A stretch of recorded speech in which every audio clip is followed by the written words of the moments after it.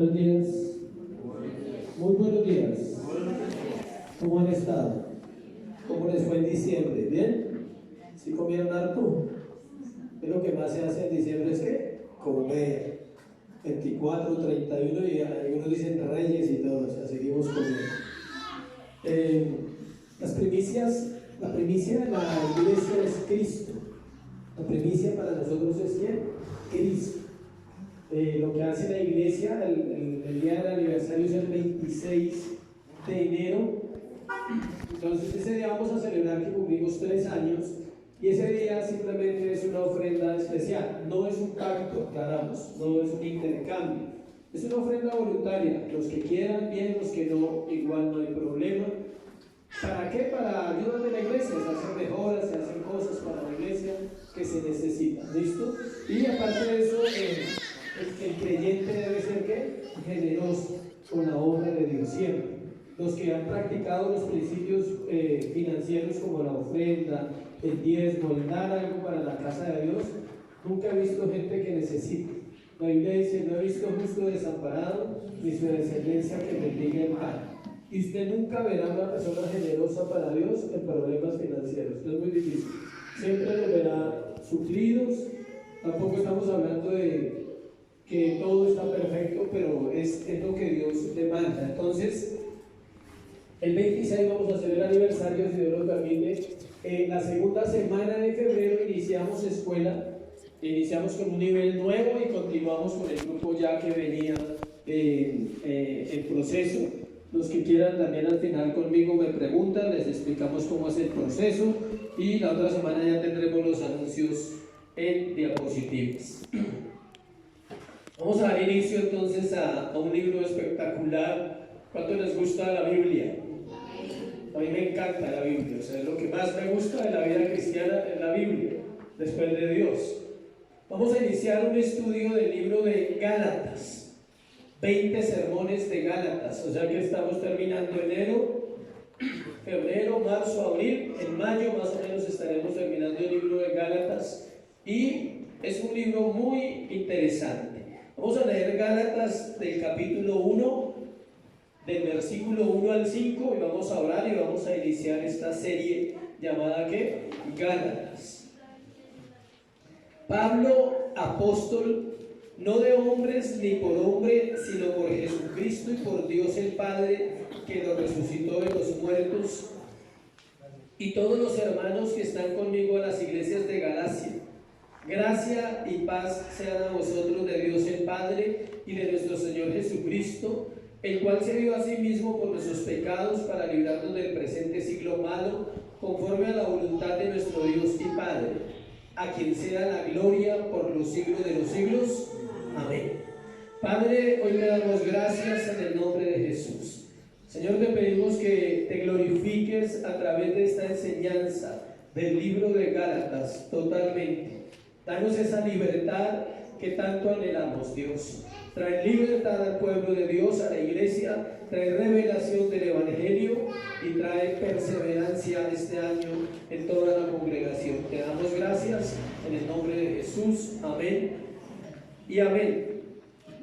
El tema de hoy, pues, como dice el libro, se llama El inicio de la carta a los Gálatas. Aclaramos algo sobre los títulos de los libros. Gálatas no es un libro, es una carta. Desde ahí el cristiano debe aprender cómo se pronuncian los libros de la Biblia. Samuel es un libro, se dice primer libro de Samuel y segundo libro de Samuel. En el caso de las cartas se dice la carta A, se pone la A los Gálatas. La carta a los Efesios, la carta a los Corintios, no son libros. ¿Son qué? Cartas. Son sermones guiados por Dios,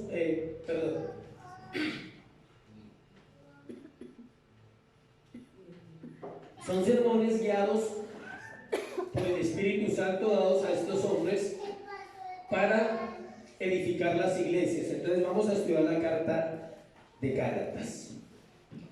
Comenzamos este año 2020 exponiendo el Evangelio de Jesucristo desde una carta hermosa. Se llama la carta a los Gálatas, más conocida como la carta magna de la libertad espiritual, un grito de guerra de los cristianos verdaderos y una declaración de independencia de los creyentes. Todo eso lo vamos a aprender, eso es Gálatas. Libertad, independencia, un grito de guerra de presencia del cristiano en este mundo, pero de un cristiano que es que libre.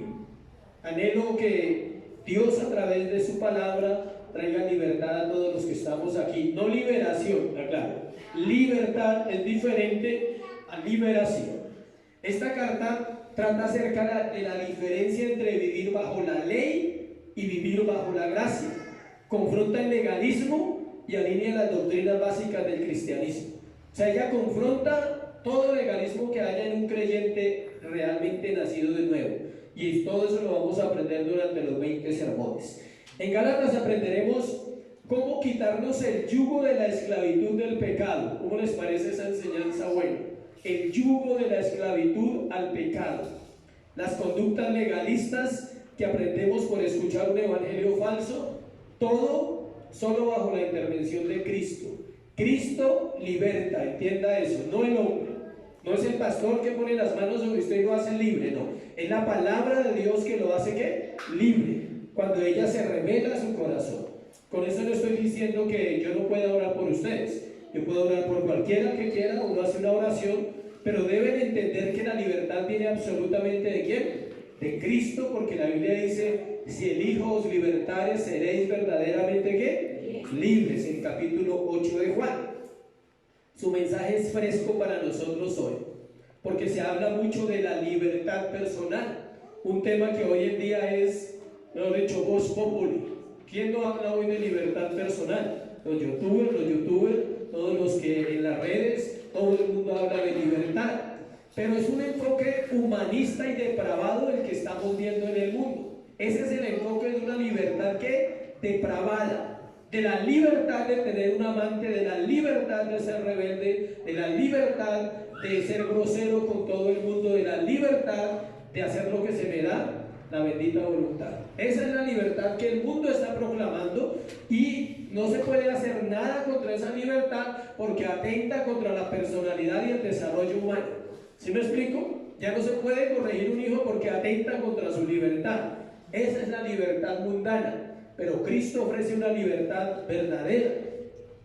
Esa libertad que el mundo ofrece siempre llevará al mundo a vivir en esta tierra bien, aparentemente, pero su final será trágico, porque irá en contra de Dios mientras no conozca la verdadera libertad en Cristo.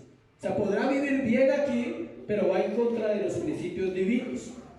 A diferencia de las demás cartas, Pablo entra a tratar el problema que está viviendo en cuanto a la enseñanza del Evangelio y no se detiene como en las otras cartas. Si usted observa, en las otras cartas él da un saludo muy amable y les hace oraciones. Él ora en los Corintios, ora por los Efesios, él ora por ellos.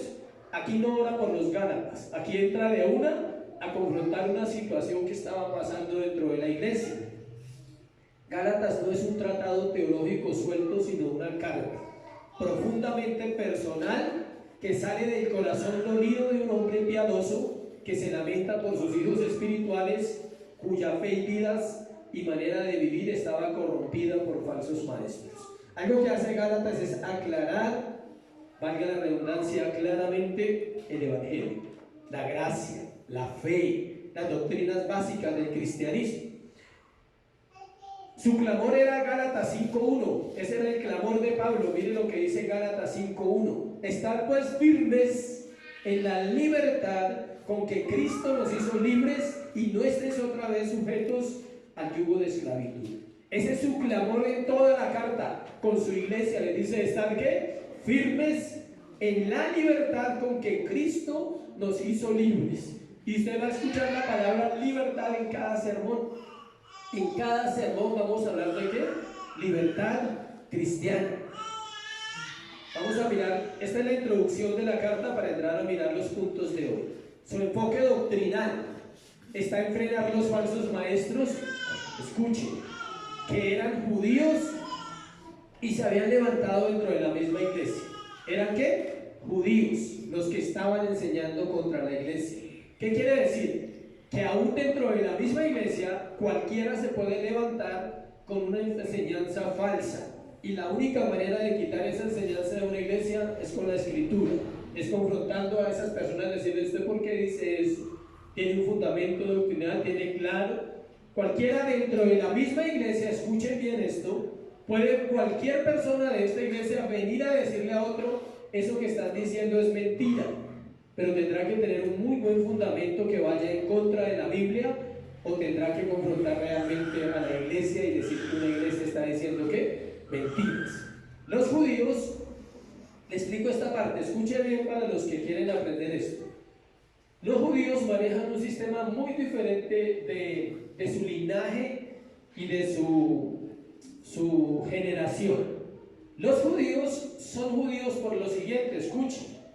En Colombia hay judíos, en Alemania hay judíos, en Estados Unidos hay judíos. Un judío no es judío porque nazca en Israel, escuchen. Un judío es judío porque su papá y su mamá son ¿qué? Judíos.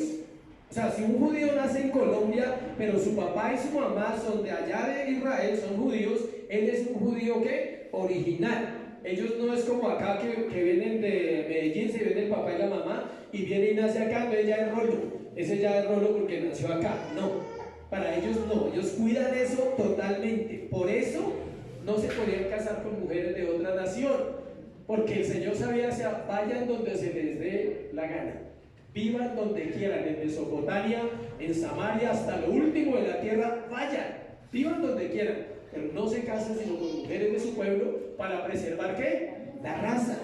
Por eso los judíos que habían en esta iglesia eran griegos, romanos, turcos, España, Italia, Francia. Esos eran los judíos de la iglesia de Galacia.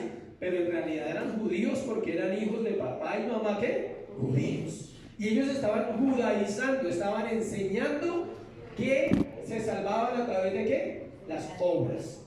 Se salvaban a través de las obras, que era aplicar la ley. Entonces eso era lo que pasaba en ese momento en la vida de estas personas que estaban judaizando, eran personas de la misma iglesia. Los destinatarios y el contexto histórico, escuchen. El nombre Galacia se deriva de los pueblos bárbaros conocidos como galos o celtas. Esos eran los de Galacia, que se instalaron en Asia Menor tras varios siglos de pillaje, o sea que eran bandidos, venían de una generación de delincuentes, de mercenarios, de todo eso, lo cual se volvió una mezcla entre griegos, romanos, turcos y todo lo que le di. En su primer viaje misionero, Pablo y Bernabé establecieron 4 iglesias. Esta carta va dirigida a ¿cuántas iglesias? A 4. Lea el versículo 2. Todos los hermanos que están conmigo a las iglesias, plural. Otras cartas van a una iglesia. Esta va a ¿cuántas iglesias? A 4 iglesias. Antioquía, una, Iconio, Listra y Derbe. Esas 4 iglesias las estableció Pablo y Bernabé en el primer viaje misionero. Eso está en Hechos capítulo 13 y Hechos capítulo 14. No lo vamos a leer. Ahí está la historia cuando ellos establecieron la iglesia en ese lugar. El autor, Pablo. ¿Quién es el autor de Gálatas? Pablo. No vamos a hablar mucho de él, solo un poquito. Todo el tema hoy es de Pablo. Ahorita cuando entremos al texto, vamos a hablar de Pablo totalmente. El autor, cuyo nombre es Pablo, y su nombre original era como Saulo, era nativo de Tarso, fue creado por su familia judía. Tarso estaba cerca de Italia, pero él era judío, de papá y mamá ¿qué? Judíos. Era un hombre estricto en la ley, fariseo de fariseos, estudiado a los pies de Gamaliel, un maestro muy conocido de la época. O sea, era un hombre universitario, graduado en la ley. En esa época ya había universidad, y él era uno de los pocos hombres que habían ido a la universidad a estudiar la ley. Se había graduado, era un maestro, era un hombre muy docto, demasiado intelectual. Ahora pasemos a mirar el texto de hoy para dar inicio al estudio de la carta de Gálatas. Esa es la pequeña introducción de donde arrancamos para entrar al texto. Entonces vamos a ver lo primero. Primero es la autoridad de Pablo. Vamos a hablar de este hombre grandioso, versículo 1 y versículo 2. Inicia la carta con su nombre. Lea la primera frase de la carta. Dice que Pablo. Así era la costumbre de las cartas. Cuando usted escribía una carta decía Marco a fulano, ¿sí? O Pedro a fulano. Entonces por eso era normal que la carta inicie con su nombre. ¿Cuántos alcanzaron a escribir cartas cuando no habían celulares? ¿Se acuerdan de los telegramas? Cortico porque era caro, ¿sí? Nos vemos tal día. Listo, ese era el telegrama. Acuérdese de lo que hablamos. Ese era otro telegrama. Con eso decía todo lo que habían dialogado cuando se vieron. Acuérdese de lo que hablamos. Nos vemos Cali. Listo, ese era el telegrama. Y era Telecom, ¿no? Era Telecom el que existía. Los más jóvenes no conocen esa época. Conocen Movistar, Claro y Tigo, no más. Cobraban por palabra el telegrama y se demoraba hartos días en llegar. Las cartas era la forma de comunicarse en la época antigua. Cuando estudiamos en la materia de la introducción al Nuevo Testamento en el seminario donde estoy estudiando, aprendimos que hacían la carta y esta se demoraba hasta meses en llegar a su destino, porque era a pie. No había Transmilenio, ni Servientrega, ni Interrapidísimo, nada de eso. Era a pie. Entonces eran meses. Y era un mensajero fiel, llevaba el rollo de una iglesia a otra, y así era como se transportaban las cartas. Eso eran de meses. Entonces él inicia la carta con su nombre, como era costumbre, y habla de tres cosas. Pablo, apóstol, habla de su título. No de hombres ni por hombres, sino por Jesucristo y por Dios el Padre que lo resucitó de los muertos. Habla de la manera como fue escogido. Y al final dice, y todos los hermanos que están conmigo a las iglesias de gracia. Habla de su relación con los demás. Te vamos a ver esas tres cosas. Uno, la autoridad, o sea, su título como apóstol. Vamos a ver también la manera como él fue escogido. Y luego vamos a ver la relación que él tenía con los demás, ¿qué? Hermanos. Entonces vamos a ver varios puntos en el primer punto. El primer punto se llama la autoridad de Pablo y vamos a ver el punto A, un apóstol. Versículo 1, parte A. Pablo, apóstol, dice, ¿Pablo qué? Apóstol. ¿Qué es un apóstol? Ustedes se han preguntado, ¿cuántos conocen apóstoles? No hay. No hay apóstoles en esta época. Vamos a explicar qué es un apóstol según las Escrituras. Aquel que es enviado a una comisión. Era un enviado, embajador o mensajero que había sido escogido e instruido, escuche, por Jesucristo como emisario especial para la proclamación de su verdad durante los años formativos de la iglesia. Un apóstol tenía que haber sido formado ¿por quién? Por Jesucristo, no por el pastor de la iglesia. El término se usó para los discípulos que eligió el Señor para poner los fundamentos de la iglesia, a quienes dio su revelación completa y el final de la palabra de Dios. Los 12 apóstoles tuvieron que ver con la estructura de la iglesia cristiana en el principio. ¿Quiénes trabajan en construcción como yo? Iván trabaja en construcción. Yarcinio también sabe en construcción. Brandon no levanta la mano, ¿no está dónde? Ah, no está por acá, no. Trabaja conmigo, pero entonces, ¿cuántas veces se pone un fundamento, los que saben? Una. No, usted pone el fundamento y luego construye ¿qué? Columnas, levanta paredes, vigas y ahí va para arriba. Pero el fundamento no se pone dos veces. Los apóstoles son el fundamento de la iglesia. Por eso Dios exhorta a la iglesia en los libros de Pablo a que nosotros prediquemos la doctrina ¿de quién? De los apóstoles. ¿De cuáles apóstoles? De los 12 apóstoles que el Señor escogió, no de los apóstoles de este tiempo. O sea que bíblicamente los apóstoles en este tiempo no existen. La iglesia ha proclamado apóstoles a hombres, pero vamos a mirar varias cosas acá interesantes. Dice que recibieron autoridad especial para hacer señales y prodigios que confirmaban que habían estado con el Señor Jesucristo. Ellos confirmaban que lo habían visto o vivo o resucitado. Eran los requisitos. Ninguno de ellos fue perpetuado. Escuche bien eso. Ninguno fue perpetuado. O sea, ni Juan ni Pedro. Es decir, ninguno fue reemplazado después de su muerte. ¿Quién iba a reemplazar a Pablo? Imagínense. ¿Quién estaba a ese nivel, a esa altura para decir, yo soy como Pablo? No, ellos fueron únicos en su llamado, así como estoy yo, que usted y yo somos únicos también en un llamado. Ninguno fue reemplazado después de su muerte, excepto Judas, quien perdió su lugar por la traición y quien estaba destinado a traicionar a Jesús. Él fue reemplazado por Matías para completar el número de los 12. Solo los 12 y Pablo eran apóstoles de Jesucristo. Otros hombres como Bernabé, Silas y Timoteo fueron llamados apóstoles, pero en el estudio griego el significado de ellos es mensajeros. No son fundadores, son mensajeros de la palabra de Dios y no son fundadores como los otros apóstoles. Debido a que Pablo no se contaba con los 12 principales, le fue necesario defender su apostolado. Aquí él va a defender, él va a decir, yo soy un apóstol. Dice, ¿Pablo qué? Estamos mirando, Pablo, apóstol.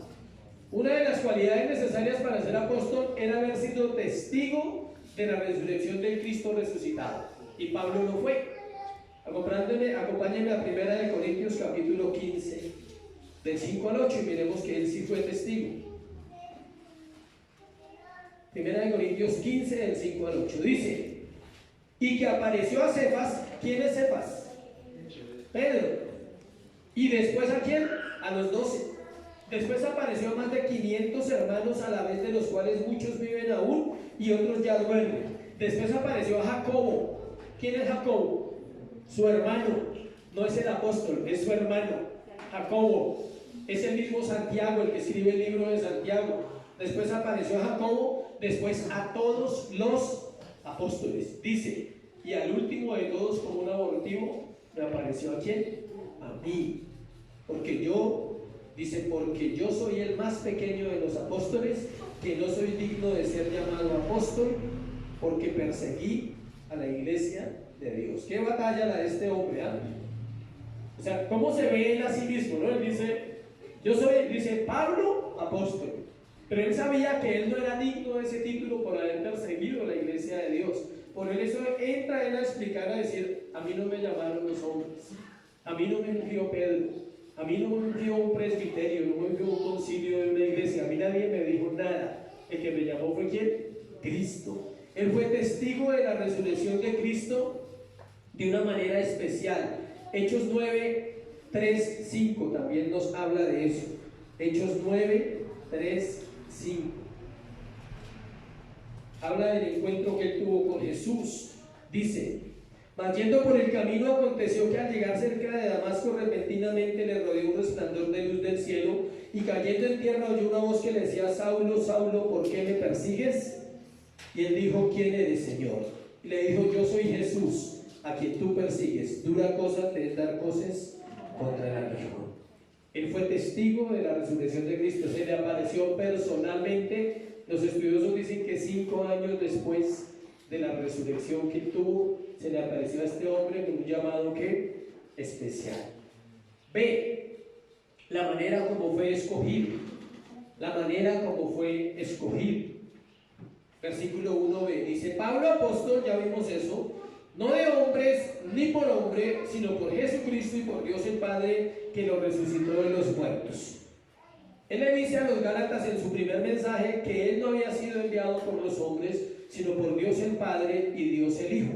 Note bien quién es el que salva, quiénes son los que hacen la obra perfecta, el Padre y quién, el Hijo. Aquí vemos a Pablo hablando de su elección. Esto es pura doctrina de la elección en la vida de quién, de Pablo, que él sabía que era soberana y que él no había tenido nada que ver en esa elección. No fueron los hombres los que lo comisionaron, no fue un grupo de personas que le ungieron y le impusieron las manos, no fue así, fue un llamado directo. Igual pasa con un creyente. No hay una unción dada para alguien para que la persona reciba lo que Dios le va a dar. Ninguno tiene unción para dársela a otro, que la unción de prosperidad, eso no existe, iglesia. que la unción de milagros. No existe nada de eso. El Evangelio ha pervertido y Gálatas se va a encargar de mostrarnos el Evangelio como es. No hay tal unción. O sea, las cosas que Dios le da a un creyente son soberanamente. La gracia es soberana, la recompensa es soberana, el trato es soberano, la prueba es soberana, el amor es soberano. Viene de Dios a cada creyente como Él que quiere. Por eso usted ve gente que llega a la iglesia y logra consagrarse rápidamente. Y otros llegan a la iglesia y nunca se consagran. Uno dice, ¿pero por qué? Gracia, misericordia. Hablaba con alguien y le decía que hay 3 tipos de personas que usted conoce en la iglesia durante toda la vida. Escuche bien que de pronto, a ver dónde se ubica usted. Solo se puede ubicar en 2. Hay 3. Una, los que empiezan bien y terminan mal. Ese es un tipo de personas que llegan a las iglesias, a todas.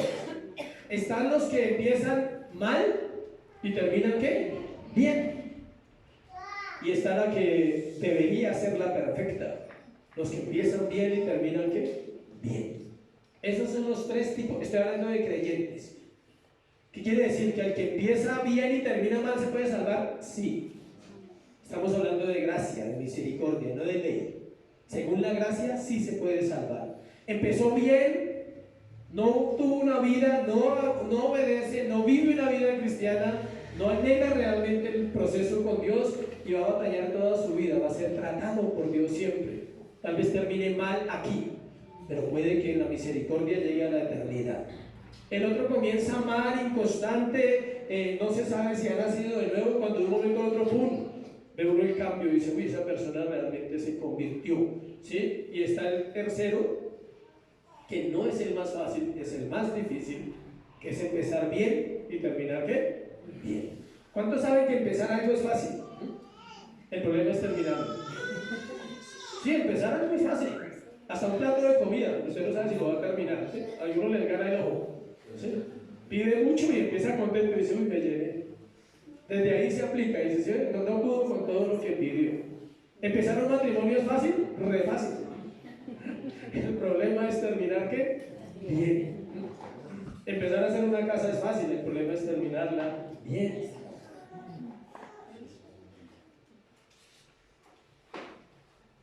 El mismo Espíritu Santo que hizo la obra en Pablo, la hace en nosotros. Gálatas 1 del 15 al 18, miren lo que dice. Acá él habla de él mismo, acá Pablo empieza a hablar de él, dice, pero cuando agradó a Dios, ¿cuando qué? Agradó a Dios, que me apartó desde el vientre de mi madre y me llamó por su gracia. Esa es la elección preciosa de Dios. Revelar a su Hijo en mí, para que yo le predicase entre los gentiles, no consulté enseguida con carne y sangre, ni subí a Jerusalén a los que eran apóstoles antes que yo, sino que fui a Arabia y volví de nuevo a Damasco. La gente cree que Pablo estuvo en el encuentro en Damasco, el Señor se le apareció y al otro día estaba predicando. No, 6 años de proceso, 6 años. En el desierto de Arabia, cerca donde él vivía, 6 años solo por allá, orando, quitándose toda esa ley, todo ese legalismo que traía, arrepintiéndose de todos sus pecados, preparándose para salir a ¿qué? A predicar. Lo que pasa es que la mayoría de textos muestran a un Pablo que uno piensa que apenas llegó, al otro día predicaba. Y de hecho hay sermones así, hay predicadores que dicen eso, pero no es así. Estudiando la vida de Pablo, él fue llevado al desierto 3 años. Escuche esto bien antes de que se emocione. Todos los cristianos somos llevados al desierto. ¿Por qué? Porque es un modelo bíblico. Israel fue llevado al desierto, Jesús fue llevado al desierto, Daniel fue llevado al desierto. Todos los hombres de Dios fueron llevados ¿a dónde? Al desierto. Pablo no era excepción. Pablo sabía demasiado de la ley y tenía que desvirtuar ese legalismo, esa manera de vivir para poder servirle a los demás y llegar a ser quien había sido. Escuche esto. Solo alguien que ha sido escogido será alguien que anuncie su palabra. Pablo había sido delegado para hablar del Evangelio de Jesucristo a esta iglesia y a otras más, y sobre todo ¿a quién? A los gentiles, o sea, nosotros. El Evangelio llegó a nosotros porque Dios le confió a Pablo esa misión. La mención que hace Pablo de Dios y Padre, muy común en sus cartas, no lo hace para que nosotros sepamos que Él es nuestro Padre, sino que lo relaciona siempre con el Hijo, para enseñar que el Padre y el Hijo son uno. Aquí no está hablando de la paternidad para nosotros. Hay que saber discernir los textos cuando se habla de paternidad para nosotros y cuando no. Aquí está hablando de la unidad entre el Padre y el Hijo para salvar. Porque Él está diciendo en el versículo, en el primer versículo dice, sino por Jesucristo y por Dios el Padre que lo resucitó de los muertos. Y en el versículo 15, pero cuando agradó a Dios, está hablando del Padre, que me apartó desde el vientre de mi madre y me llamó por su gracia. Tercero, o C, del primer punto, su asociación con los hermanos. ¿Cómo Él se relacionaba? Versículo 2 de Gálatas 1. Y todos los hermanos que están conmigo, ¿dónde? A las iglesias de Galacia.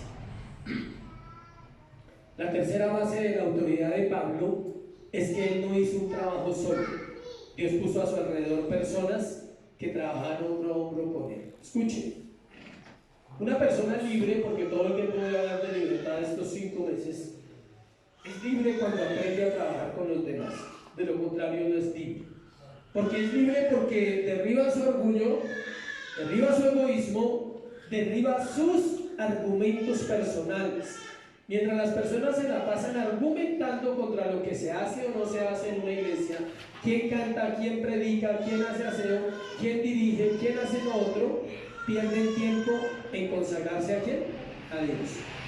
En vez de estar mirando todos esos argumentos, debe buscar consagrarse a quién, a Dios. Lo cual demuestra una cosa en ese tipo de personas: no hay libertad total. ¿Sabe qué hace la libertad total? Y se lo expliqué a alguien ayer bien, se lo voy a explicar con esta cruz. Esta cruz fue el lugar donde se obtuvo la libertad de nosotros.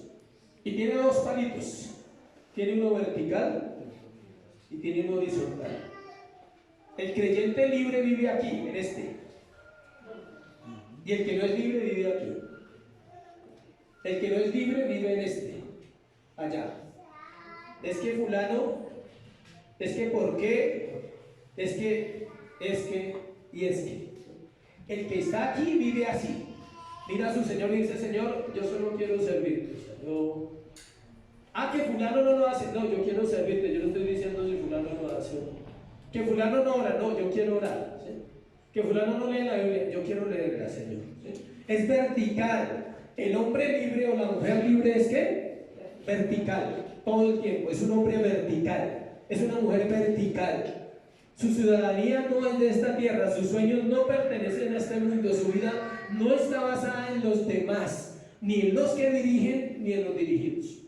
No está basado en lo financiero, no está basado en lo económico, no está basado en lo social, está basado en lo que vertical. Vive una vida con el Señor y cada vez que puede ver en los demás, porque todos fallamos y todos tenemos errores, no se queda en eso, no se queda mirando: uy, pero tal iglesia hizo tal cosa, pero en tal iglesia dice tal otra. No, él se queda centrado en su Señor y empieza a vivir una vida verdaderamente ¿qué? Libre. En la vida cristiana no hay ruedas sueltas. Una de las mayores dificultades que enfrenta la iglesia es lograr que las personas quieran recibir ayuda. Escuchen, no que la necesiten. Todos necesitamos ayuda en la iglesia. El problema es que quiera recibir ¿qué? La ayuda. Entonces la iglesia batalla no porque aquí haya personas que no la necesitan, no, sino porque puedan reconocer y decir: yo necesito ayuda. Yo necesito ayuda aunque esté predicando hoy delante de ustedes. Siempre la he necesitado y siempre la voy a necesitar, y espero estar dispuesto a ¿qué? A recibirla. El egoísmo, el orgullo, el pecado, las heridas con las cuales tenemos que lidiar todos los días, hace difícil el trabajo entre los miembros de la congregación. Lograr que una iglesia como esta, pequeña, llegue a tener una unidad entre los hermanos y libertad en Cristo es el mejor regalo para el Señor. Él busca una iglesia de esas. Los apóstoles eran los apóstoles de Jesucristo, no los apóstoles de la iglesia. Esa es la diferencia. Usted lee la Biblia y nunca encuentra esa frase. Usted no encuentra una frase que diga: Los apóstoles de la iglesia. Nunca dice, siempre dice los apóstoles de quién? De Jesucristo. Entre los apóstoles de la Biblia y los de hoy, que son los hermanos los que eligen a los apóstoles, hay una diferencia abismal. Porque los apóstoles de la Biblia tenían una elección de Dios. En cambio, los de hoy tienen una elección de ¿qué? De la iglesia. Cualquier persona le pueden decir apóstol, reverendo o reverendado. O sea, a cualquier persona le pueden decir así. Pero solo los hombres de la Biblia, aquellos que fueron llamados por Dios, tenían ese llamado a traer el evangelio a nosotros. El testimonio es fundamental en un verdadero creyente. Escuche, solo una persona libre por la gracia de Jesucristo puede dar un buen testimonio de Cristo. Así que si el Hijo os libertare, seréis verdaderamente ¿qué? Libres. Cuando él nombra a los hermanos, se refiere a todos los que hacían la obra del Señor. Es una característica de los verdaderos creyentes. Cuando él dice, y todos los hermanos que están conmigo a las iglesias de Galacia, ¿a quién está nombrando? Lucas, Silas, Timoteo, Bernabé, Juan Marcos, todos los compañeros de milicia, todos esos los está nombrando. Él está diciendo, todos los que están conmigo hemos trabajado. No se lleva los honores solo. Él no dice, no, yo Pablo soy el que estoy aquí al frente de toda esta obra. No. Él está reconociendo a sus hermanos. Escuche, qué difícil reconocer el trabajo de los demás en la iglesia. Qué difícil decir que es importante la persona que hace un aseo. Es importante el que lava un baño. ¿Sí sabían eso? Es importante el que está en la puerta porque está allá pendiente y no puede estar acá sentado. Es importante. Pablo habla de eso y eso era lo que le daba a él un lugar de autoridad. Segundo, el mensaje de Pablo, versículo 3 y versículo 4. Ya vimos la autoridad de Pablo basado en 3 puntos. Se devuelve un poquito, por favor. Un apóstol, él habla que era un apóstol, habla de la manera como fue escogido, habla de su asociación con los hermanos y ahora pasamos al segundo punto que también tiene varias cosas y es el mensaje de Pablo. Encontramos 2 palabras preciosas, versículo 3 y versículo 4. Son las 2 palabras más bonitas que usted pueda escuchar en el Evangelio. ¿Se llaman qué? Gracia y paz. Ese era su mensaje para Galacia, para la iglesia de Galacia. Las palabras más preciosas relacionadas al Evangelio son esas 2. Escuchen, la primera, o sea, gracia es la fuente de la salvación. Y la segunda es el resultado de la salvación. Lo cual nos lleva a una conclusión, que toda persona libre tiene paz. Gracia y paz. La primera es la fuente de la salvación y la segunda es el resultado de esa salvación. O sea que usted puede por sí mismo pensar y decir, yo no tengo paz en mi vida. O sea que tal vez no ha sido libertado realmente por Cristo. Tiene que preguntarse eso. ¿Qué es lo que un hombre más anhela en esta tierra? Paz. Paz. Paz no es que los demás no lo molesten, entienda eso. Paz es que su conciencia esté ¿qué? Plena. Paz y salvo. Esta mañana me puse a cuentas, no estoy debiendo nada a mi Señor. ¿Sí? Mañana me levanto y me pongo a cuentas. A ese tipo de paz se refiere. Por eso se usa la palabra paz y salvo. ¿Quién ha firmado un paz y salvo? Se siente bien. Yo firmé uno de una deuda hace años por una tarjeta. Me reportaron hace como 10 años por una tarjeta. Y qué batalla para pagar esa plata. Y un día me llegó un mensaje que si llevaba tanto dinero y me daban el paz y salvo, eso como sea. Y cuando me dieron ese paz y salvo me sentí feliz. Imagínense un paz y salvo por una deuda. ¿Cómo será el paz y salvo por el Señor? Y por eso se usa esa palabra. Otra explicación de la gracia y la paz. La gracia es nuestra posición firme en Cristo. La paz es el resultado práctico. La gracia es nuestra posición firme en Cristo. La paz es el resultado ¿qué? Práctico. Podríamos decir que la persona que le ha sido revelado Cristo ahora vive en paz. ¿Cuántos anhelan paz? O sea que sí necesitamos esa paz. Miremos un poco más de la gracia y la paz. Es mucho para hablar de acá. ¿Qué tanto necesitamos esa paz? Pregúntese. será necesaria para vivir la gracia? A. La naturaleza del Evangelio es la muerte expiatoria y la resurrección de Jesucristo. Vamos a explicar los dos versículos frase por frase, como siempre lo hemos hecho. Gracia y paz sean a vosotros de Dios el Padre y de nuestro Señor Jesucristo. Versículo 4. A. El cual se dio a sí mismo, ¿por qué? Por nuestros pecados. Al pasar de la gracia a la ley, los Gálatas estaban ignorando el significado de la muerte de Cristo. Eso es lo que Pablo viene a confrontar a la iglesia. Y eso es que un predicador tiene que constantemente recordarle a la iglesia: no se les olvide el sacrificio de Jesús. ¿Por qué? Porque cuando a un creyente se le olvida el sacrificio de Jesús, empieza a vivir bajo sus propias fuerzas, a pensar que las cosas que hace son las que lo salvan. Y eso es lo que está contrarrestando Gálatas aquí. El corazón del Evangelio es el sacrificio voluntario que Cristo hizo de sí mismo por nuestros pecados. Ese es el corazón del Evangelio. La salvación no se gana por obras que se hagan. No basta con ser bueno para ir al cielo, se necesita a Cristo para entrar en él. Obras, ¿qué son obras? ¿Regalaste mercados en diciembre tal vez? Te felicito, ojalá haya servido. Darle de comer a un hambriento, obra. Darle de vestir a un desnudo, obra. Ser un buen esposo, obra. Ser una buena esposa, obra. Ser un buen hijo, obra. ¿Por qué? Escuche esto. ¿Por qué debería alguien recibir un privilegio por ser buen hijo si es su deber? ¿Y por qué un esposo debería ser elogiado por ser fiel si es el deber de un esposo? ¿Por qué? Porque nos gustan las obras. Porque amamos que se nos reconozca lo poco bueno que hacemos. Y así estaban los Gálatas, volviendo otra vez a las obras. Entonces ellos querían, los judíos que estaban enseñando lo malo allí, lo falso, estaban diciéndole a la iglesia que tenían que circuncidarse, que tenían que guardar los sacrificios de Levítico y los de Números y todo eso que ahora hablaba mi esposa, ¿sí? Cuando no es así. Imagínense todos nosotros guardando todos los sacrificios, ¿cómo estaríamos? Graves. Es necesario que Cristo more en nuestro corazón y que vivamos como la Biblia dice que debemos vivir. ¿A quiénes les gustaría vivir como la Biblia dice? Léala, por lo menos. Empecemos por ahí. Sí, porque ¿cómo vamos a saber qué dice ella? Estamos en un reto en la iglesia con los que estamos en el proceso de formarles media hora diaria para ellos, para nosotros pues más porque tenemos una responsabilidad. Media hora. Hemos evaluado y se leen más o menos de 7 a 10 capítulos diarios.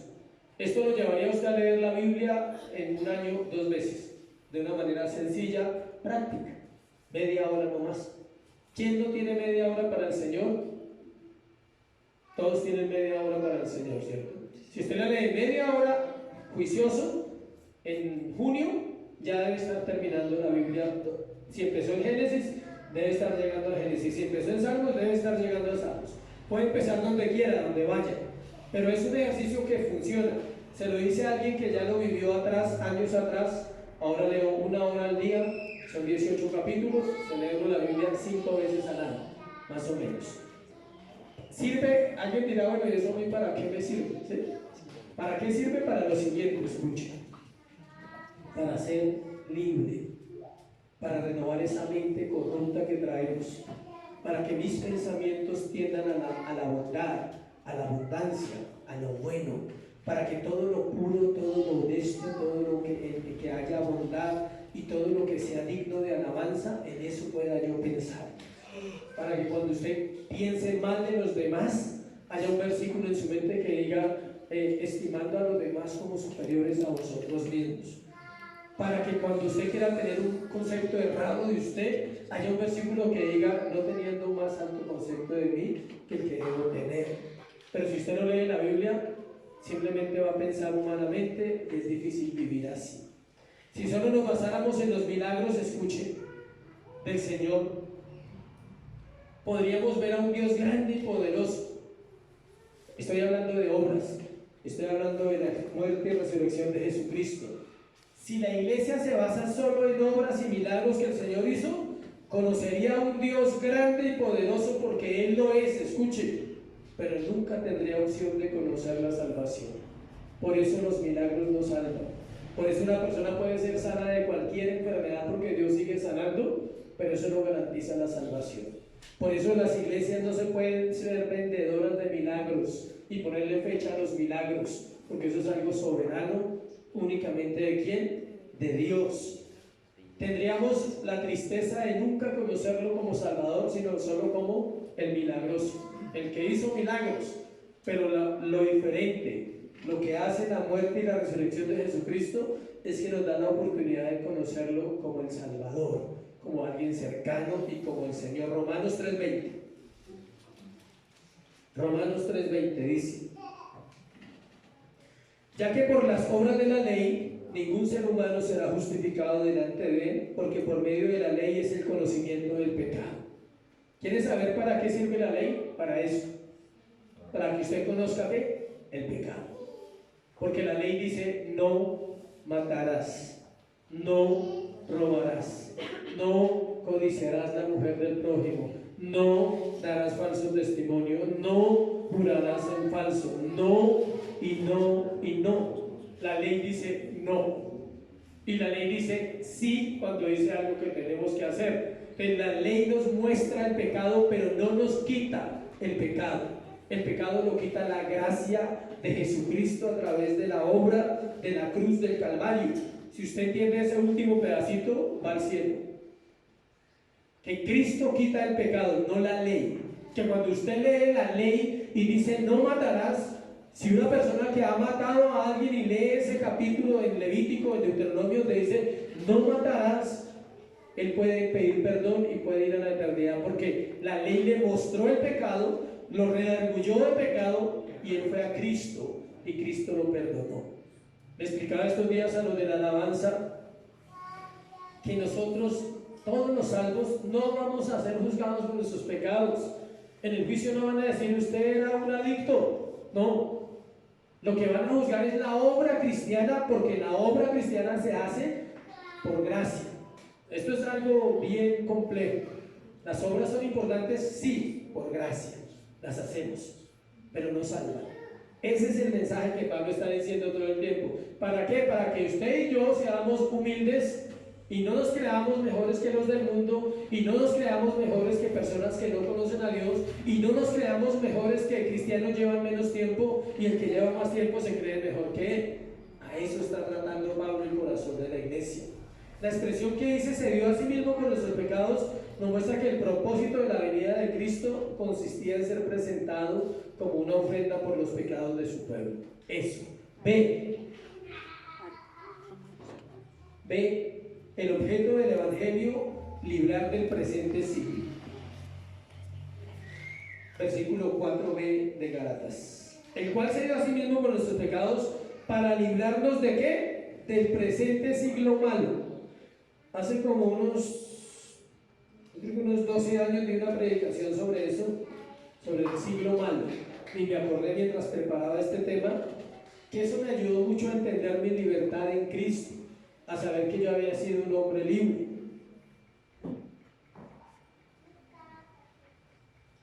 Comprender esta parte, escuchen, es vivir una vida diferente al mundo. Durante todas las edades los creyentes han vivido en un tiempo malo. ¿Pero por qué decimos eso? Porque desde la caída del hombre el mundo es corrupto, y todos los tiempos que han existido y el actual están llenos de maldad. Todos los tiempos han sido malos. Y entonces, ¿para qué Dios creó el mundo si todos los tiempos han sido malos? Para manifestar su gracia en medio de todos los siglos malos y salvar a aquellos que Él escogió para salvación. No ha habido ningún siglo bueno. En el siglo XIX,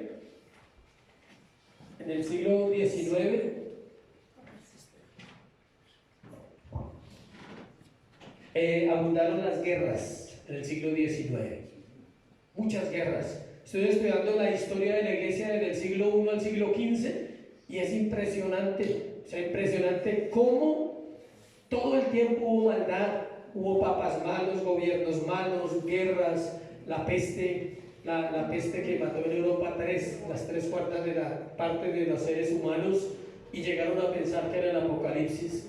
Y todo eso muestra una sola cosa: Dios siempre ha tenido misericordia de su pueblo y la seguirá teniendo. El mundo es corrupto, todos los tiempos que han existido son corruptos. Cristo es nuestro Señor y Salvador, y somos librados de la influencia de este sistema mundano que destruye todo lo que tenga que ver con Dios y es contra Dios. Es triste ver personas que se dicen ser creyentes comportarse como impíos, vivir vidas usando frases de doble sentido en sus diálogos, ser inmorales, mentirosos, murmuradores, que todo lo que hacen lo justifican, diciendo que otros lo hacen o que es culpa de Satanás. Eso es vivir en este siglo. ¿Quieres saber qué es vivir en este siglo? Es amoldarse a este mundo, es justificar el pecado con las leyes humanas, es justificar la rebelión del hombre por un sistema creado por el mismo que hombre. Eso es vivir en el siglo presente. Romanos 12:2 dice: no os conforméis ¿a qué? A este siglo, sino transformaos por medio de la renovación de vuestro entendimiento, para que comprobéis cuál sea la buena voluntad de Dios, agradable y ¿qué? Perfecta. Romanos 12:2. No se conformen a este siglo. Todo el mundo hace, nosotros no. Todo el mundo es, nosotros no. Todo el mundo hoy en día se justifica en la cultura moderna. La Escritura afirma lo contrario para los hijos de Dios. Miremos lo que dice Juan capítulo 17, las palabras que Jesús dijo acerca de este mundo relacionado a sus discípulos. Juan 17, versículo 11, dice lo siguiente: ya no estoy en el mundo, mas estos están en el mundo, y yo voy a ti, Padre Santo. A los que me has dado, guárdalos en tu nombre, para que sean uno, así como nosotros. Él está haciendo una oración por la iglesia que iba a quedar a cargo de los discípulos, y en el versículo 14 dice: yo les he dado tu palabra y el mundo los aborreció, porque no son del mundo como tampoco yo soy del mundo. Los creyentes no somos de este siglo, no pertenecemos a esta era. Los creyentes tenemos una ciudadanía celestial. Versículo 15: no ruego que los quites del mundo, sino que los guardes ¿de qué? Del mal. No son del mundo como tampoco yo soy del mundo. ¿Por qué usted y yo no somos del mundo? Porque Cristo no es del mundo y Él vive en nosotros. Por eso no somos del mundo. Si Cristo vive en ti, tú no eres del mundo. Si no vive en ti, tú eres del mundo. Es fácil la ecuación. Versículo 18 y 17: santifícalos en tu palabra, en tu verdad. Tu palabra es verdad. Escucha esto: solo leer la Biblia santifica. No me pregunte cómo, porque solo lo sabe el Señor. ¿Sabe por qué es así? Porque Él lo dijo. Por eso la Biblia santifica cuando usted la lee, porque Él lo dijo y Él no miente. Filipenses 3, 20, 21. Gálatas, Efesios y Filipenses 3, 20, 21. Ahí hay una palabra clara. Mire lo que dice: mas nuestra ciudadanía está en los cielos, de donde también esperamos al Salvador, al Señor Jesucristo, el cual transformará el cuerpo de la humillación nuestra, para que sea semejante al cuerpo de la gloria suya, por el poder con el cual puede también sujetar a sí mismo todas las cosas. O sea que nos dará un cuerpo igual al de Él, dice.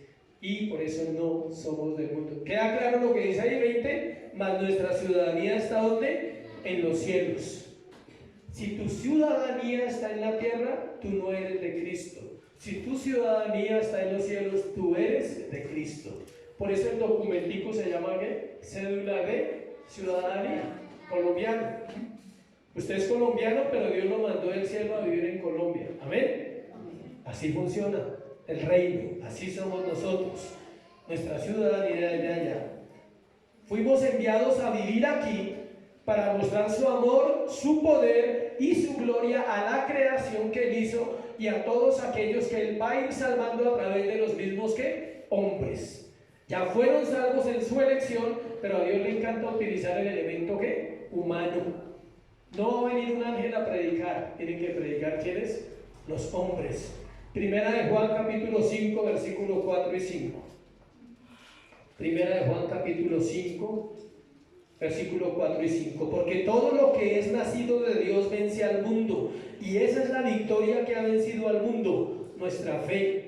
¿Quién es el que vence al mundo sino el que cree que Jesús es el Hijo de Dios? ¿Sí ven? ¿Por qué podemos vencer al mundo? Por la fe en Jesucristo. Si tú no tienes fe en Cristo, el mundo te va a ganar. Tarde o temprano el mundo te va a arrastrar hacia asistas a la iglesia. Solo los que tienen la fe en Él van a vencer el mundo. Nacemos de Dios, por eso no nos conformamos a este siglo. La vida cristiana fiel es parte de la vida eterna vivida en esta tierra. Le repito esa frase: la vida cristiana fiel es parte de la vida eterna vivida en esta tierra. Es un adelantico. O sea, todo el cristiano que es fiel, Dios le da un adelanto. La vida cristiana fiel es parte de la vida eterna vivida en esta tierra. C. La fuente del Evangelio, la voluntad de Dios. Conforme versículo 4, estamos en Gálatas, versículo 4, el cual se dio a sí mismo por nuestros pecados, vamos leyendo frase por frase, para librarnos del presente siglo malo. Ahora dice, conforme a la voluntad de nuestro Dios y Padre. La fuente del Evangelio Salvador de Jesucristo es la voluntad soberana, amorosa, compasiva y generosa de nuestro Dios. Eso es lo único que podemos creer. El Padre dio a su Hijo unigénito para que todo aquel que en Él cree no se pierda, mas tenga vida eterna. En el discipulado vamos a empezar a compartir solo sobre el servicio. Este año, todas las predicaciones de los domingos y de los martes van a ser relacionadas en cuanto a una libertad. ¿Para qué? Servir. Llevamos 3 años aprendiendo doctrina y ahora necesitamos empezar a aplicar esa doctrina. ¿Para qué? Para servir a los demás. El Evangelio es dador, porque de tal manera amó Dios al mundo que ¿qué? Dio a su Hijo. Él no pide, Él da. El cristiano pide, pero no da. El cristiano debe aprender a ser generoso en cuanto a la obra de Cristo, entender que es la voluntad de Dios, que ese es el verdadero Evangelio, que un cristiano viva así. Pablo vivía así. Pablo tuvo una negación tan tremenda de sí mismo que él toda su vida se dedicó al ministerio. Se me olvidó decirle la fecha más o menos en que fue escrito Gálatas, años 50 después de Cristo, 49 o 50 después de Cristo. Cuando el Señor oró en Juan 17, lo siguiente, en Lucas, cuando dice, Padre, si es posible, pasa de mí esta copa, ¿cuál fue la respuesta que Dios le dio? Que no, lo cual demuestra esto, no era la voluntad de Dios. ¿Sí ven? Entonces, ¿cuál era la voluntad de Dios? La salvación de los hombres. Bonito nuestro Dios, ¿no? Le dice a su hijo, no puedo pasar esa copa, lo siento. Tú me has pedido que resucite a Lázaro y lo resucité. Te he respaldado en todos los milagros. Siempre he estado ahí contigo, hijo. Pero esta vez te digo que no. ¿Por qué? Porque no es mi voluntad. Mi voluntad es que los hombres se salven a través de ¿quién? De ti, a través de Jesús. Por eso el Evangelio es la muestra de la voluntad de Dios a través de ¿quién? De Cristo. Era la voluntad de Dios que Él muriera, no que no muriera. Escuche esto tan importante cuando usted ore. Siempre que ore, procure, acuérdese, ponerle ese sellito a la oración al final. No se le olvide ese detallito. Señor, hágase ¿qué? Tu voluntad. Señor, que cambie a fulano. Sí, pero hágase tu voluntad. Tal vez Él no lo quiera cambiar. ¿Sí sabe? Y no es que Dios sea malo. Señor, que yo quiero tal y tal cosa. Está bien, sí, pero hágase ¿qué? Tu voluntad. Si no llegase a pasar, con los años, usted por sentido común empieza a entender que no era la voluntad de Dios y ya, y para de sufrir. Si no se enreda tanto la vida diciendo, uy, es que uno clama y el Señor no le responde, ¿sí? Clamo de día y clamo de noche y tú no me oyes. Ojalá fuera así como el salmista, que él sí lo hacía, ¿sí? Hay gente que ora una vez por algo y al año viene y le dice, clamo de día y clamo de noche y tú no me oyes. El salmista sí lo hacía, de día y de noche. Y el Señor no lo oía. Imagínense uno que ora ahí, ¿sí? pero es entender esa voluntad soberana de Dios para no batallar con eso. Juan 1:12 es espectacular. De los primeros versículos que transformaron mi vida fueron los de Juan. Me fascina el libro de Juan, creo que muchos se han dado cuenta. A todos los que le recibieron y los que creen en su nombre, les dio ¿qué? La potestad de ser hechos hijos de Dios, los cuales no son engendrados de sangre, ni de voluntad de carne, ni de voluntad de varón, sino de Dios. Él está hablando evangelio puro. Él está diciendo que no hay otra manera para agradar a Dios sino que haber nacido de Él, y que de esa forma usted no vive en este mundo. Este versículo es lo que hace que mucha gente salga del mundo y del siglo y empiece a vivir una vida para Dios, porque ya no pertenecen a este siglo, sino que fueron engendrados ¿por quién? Por Dios. Eso es nuevo nacimiento. Libertad cristiana es un nuevo nacimiento activo. ¿Usted es cristiano? Sí. ¿Qué hace en la iglesia? Nada. Ah, bueno, evalúe. ¿Sí ven la diferencia?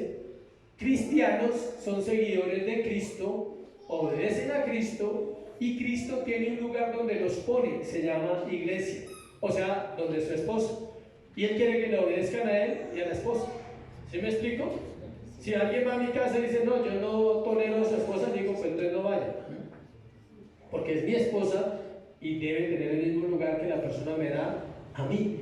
Eso es lo que hace Cristo. La iglesia debe tener el mismo lugar que Cristo tiene en su corazón. Por eso es importante que el cristiano sirva. Tercero y último,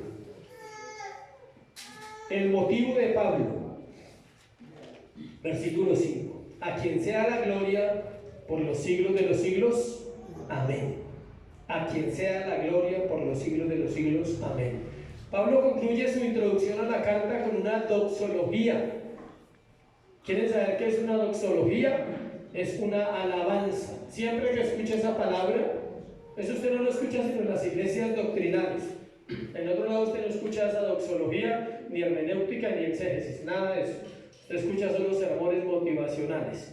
Pero la doxología es una alabanza, algo que sale del corazón del hombre y interrumpe, digamos, cualquier cosa, y está haciendo, Pablo interrumpe para entrar en el otro sermón dentro de 8 días y dice: a quien sea la gloria por los siglos de los siglos, amén.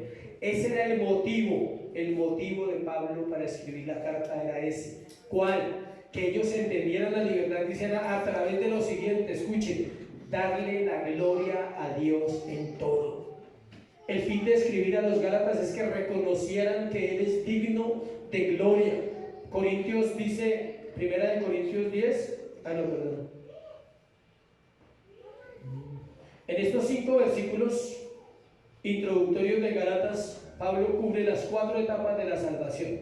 Vamos a resumirlas para terminar. Los 5 versículos que vimos tienen las 4 etapas de la salvación, que las he compartido, y muchos dirán, ¿pero dónde? Se las voy a recordar. Primera, el decreto de Dios para salvación, versículo 1. Pablo, apóstol, no de hombre ni por hombre, sino por Jesucristo. Ahí nos recuerda la primera etapa de la salvación, ¿es cuál? La elección. Dios elige para salvar. Segunda, la muerte de Cristo por los pecados del hombre, versículo 4, el cual se dio a sí mismo por nosotros.